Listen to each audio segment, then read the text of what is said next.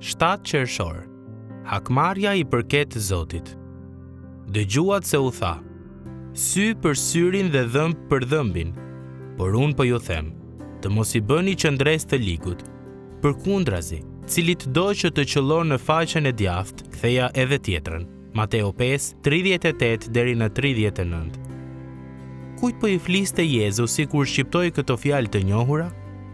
Kujt po i thoshte Jezusi që të duronte të keqen dhe t'i rezistonte hakmarrjes?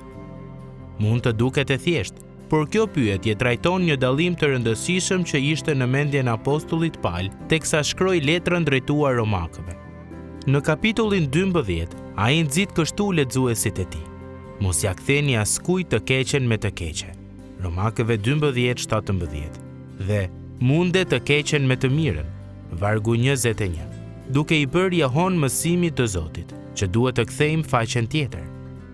E megjithatë, vetëm disa vargje më pas te Romakëve 13, ai thot se Perëndia i ka caktuar autoritetet civile si shërbëtorët e tij, me qëllim që të miratojnë atë që është e mirë dhe të ndëshkojnë atë që është e keqe.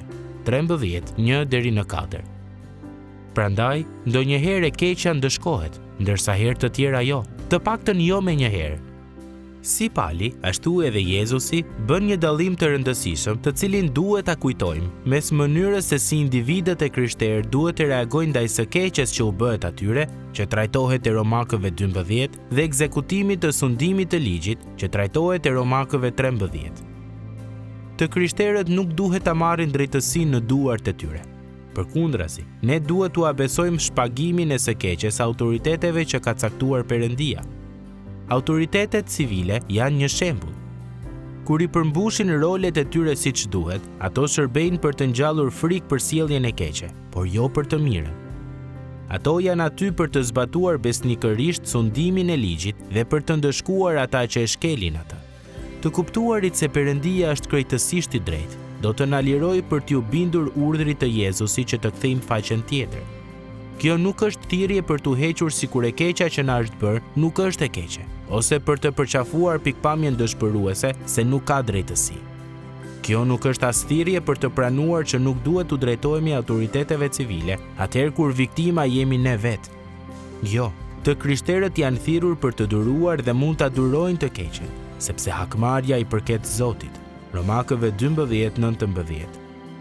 Ka raste kur ai lejon që ajo hakmarrje të ushtrohet në këtë jetë, pasi ai autorizon qeverit njerëzore të mbajnë shpatën. 13:4. Por në ditën e Zotit, vetë ai do ta zbatojë drejtësinë dhe çdo e keqe e bërë në botën e tij do të shpaguhet plotësisht. Prandaj, ju dhe unë jemi të lirë për të kërkuar drejtësinë nga autoritetet që Perëndia ka caktuar për të mbrojtur njerëzit dhe për të ndëshkuar keqbërjet. Po kështu, jemi të lirë për të kthyer faqen tjetër, duke i rezistuar dëshirës shumë të natyrshme për të marrë gjërat në duart tona dhe për të marrë vetë hak. Drejtësia do të vijë, por jo nga duart tona.